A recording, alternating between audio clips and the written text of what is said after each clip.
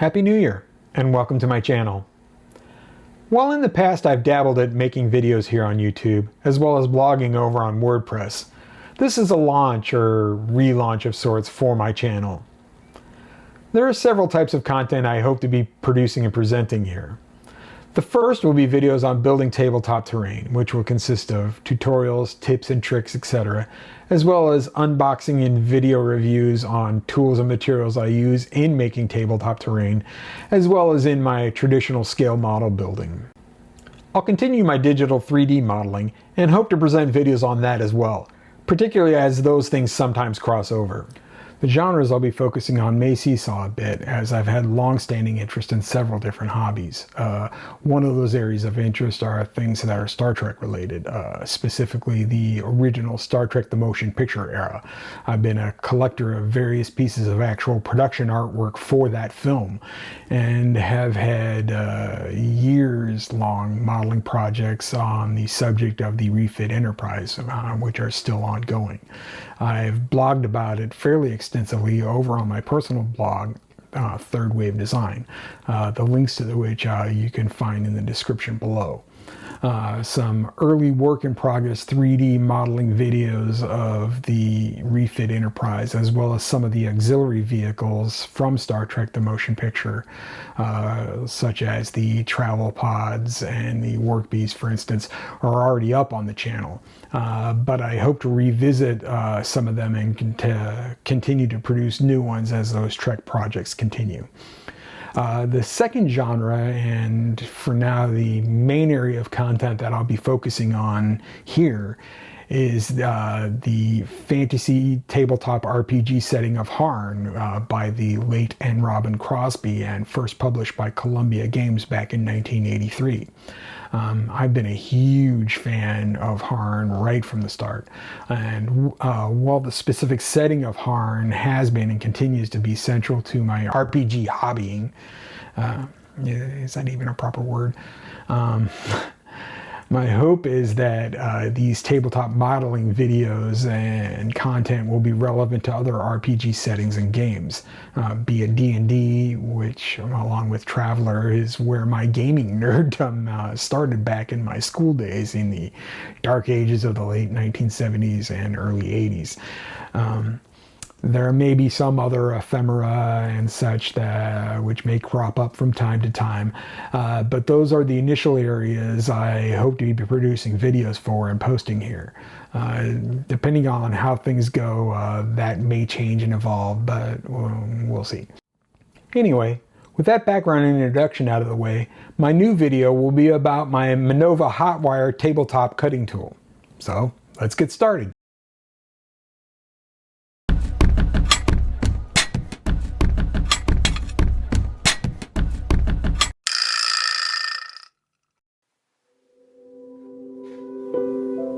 The Minova KD6A is a work table style hot wire foam cutter. It is a hot wire cutting tool aimed at the hobbyist and crafter for cutting EVA sponge foam, KT board, which is more commonly known as foam board or foam core board, XPS foam insulation panels, polystyrene foam, and various other thermoplastic materials.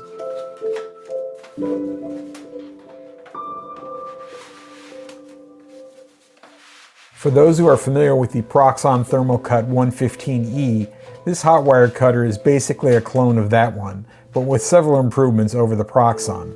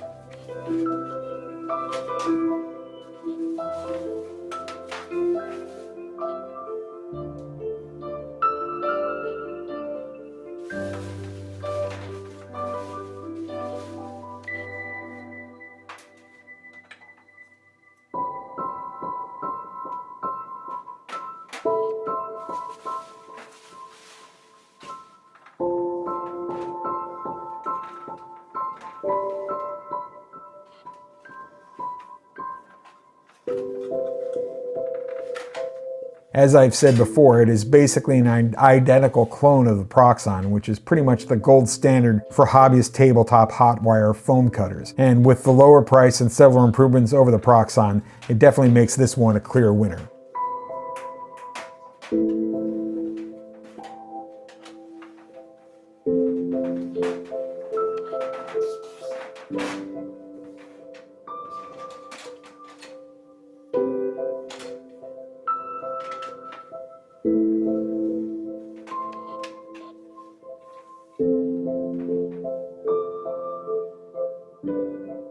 After unboxing, assembly was pretty much straightforward.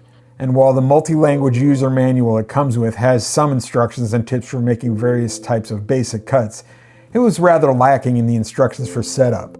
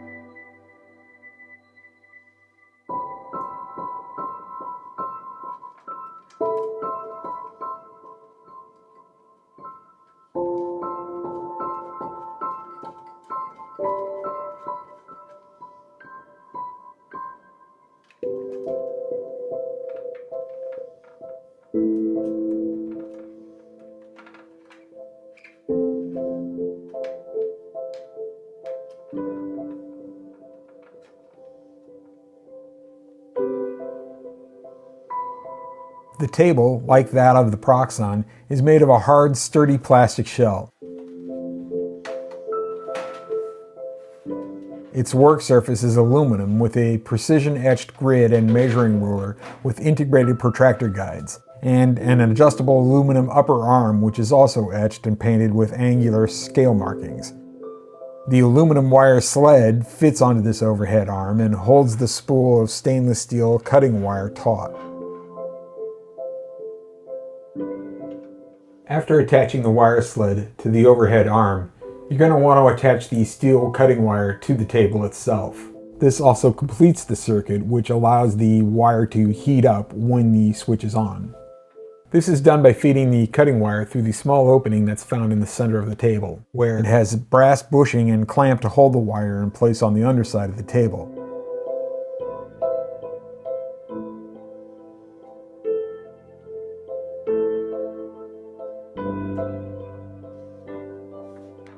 Grab and hold the wire in place while you secure it by twisting the knob that you can find on the front panel, which clamps down on the wire. Once the wire is secured, you're going to want to flip the table back over. Next, you're going to want to thread the wire into the guiding groove that's on the wire sled. As you hold the wire in the groove, you're going to want to turn the spool until it is tight. Then, you're going to want to turn the knob on top to lock the spool in place. You're going to want to make sure that the wire is tight, but you don't want it overly tight, as this can shorten the lifespan of the cutting wire. If it is too tight, you're going to eventually snap the wire. If the wire does snap, which will happen eventually, you can simply rethread it as you did it on the initial setup. There's plenty of wire on the spool. Next, you're going to want to make sure that the wire is perfectly vertical, both front to back as well as side to side. I use a digital protractor in order to make sure that the wire angle is a perfect 90 degrees. While it's not very difficult to install the arm, wire sled, make the ground wire connection in order to get the tool up and running, that lack of a robust set of step-by-step setup instructions was something Minova could improve upon. Luckily, I had seen enough YouTube videos over the years, particularly the videos over at Shifting Lands, to know how to assemble and set it up without issue. Minova's Amazon page for ordering the KD6A has some photo step-by-step instructions on the page, which may help get some novices over the hump in getting theirs set up. However, newcomers to these types of tools should be aware and do some searches on Google or YouTube for setup instructions. If the wire is not 90 degrees front to back, you can usually adjust this by simply twisting or torquing the overhead arm slightly.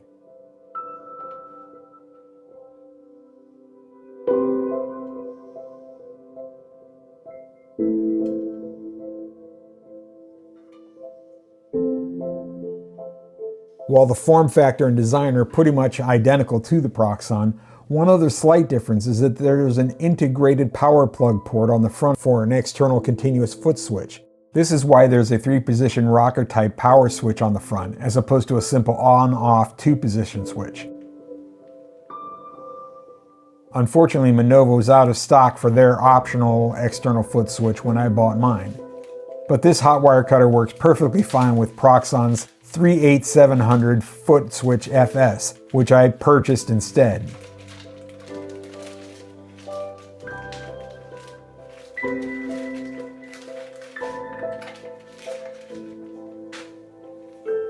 The continuous switch is operated by holding it down with your foot. Once installed and the power switch is in the on position, holding down the switch with your foot powers the hot wire. Taking your foot off of the switch turns off the hot wire.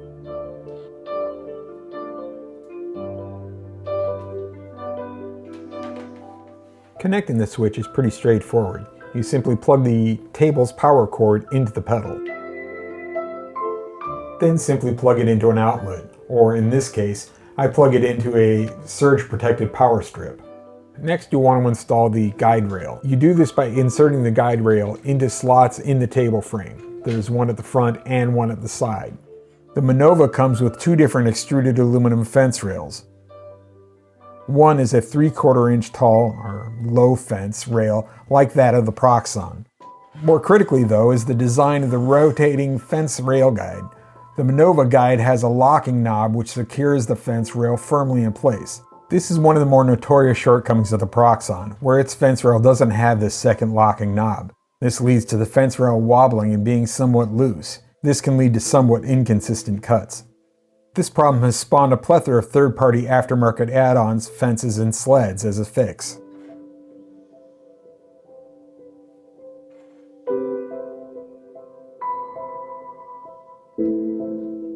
The Minova doesn't seem to suffer from this problem thanks to this second locking knob.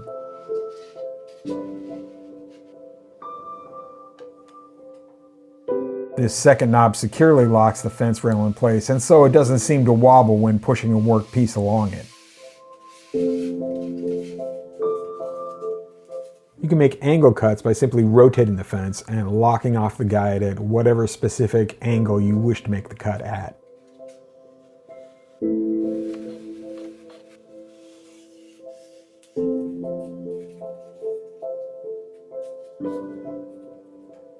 But the Minova also comes with a second fence, a 3.15 inch or 8 centimeter tall elevated extension rail, which the Proxxon doesn't have as standard.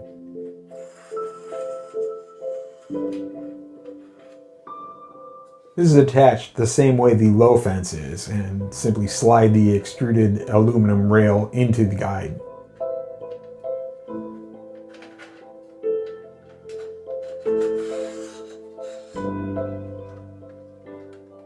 This taller fence prevents bending during the cutting of taller or thicker materials.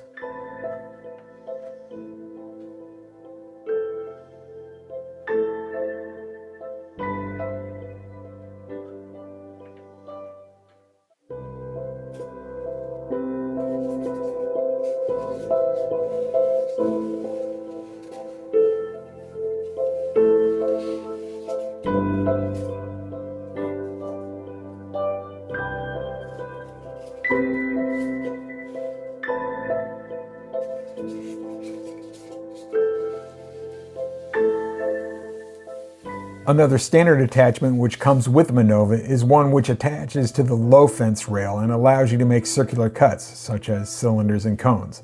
There are third-party circular cutting attachments that you can get for the Proxxon, but it's nice that this one comes standard. This is another win for the Minova. Slide the extruded aluminum rail into the guide.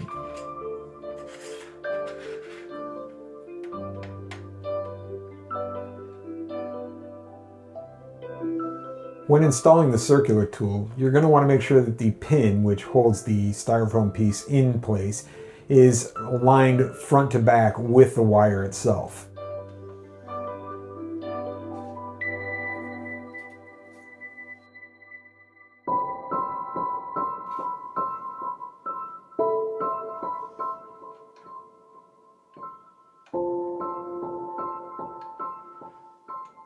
Then place the piece you're going to want to cut by pressing it down onto the tool's center spike.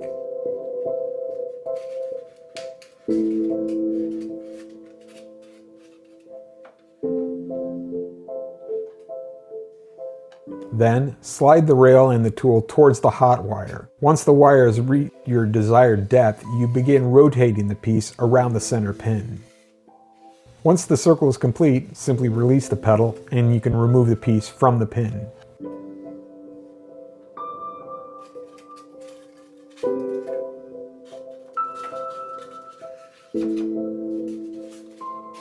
And there you have it, a perfect circle. Anyway, I'm very pleased with the Minova KD6A so far, and the several refinements and improvements over the Proxxon, combined with the nearly 15% lower price tag, has me quite pleased with my purchase.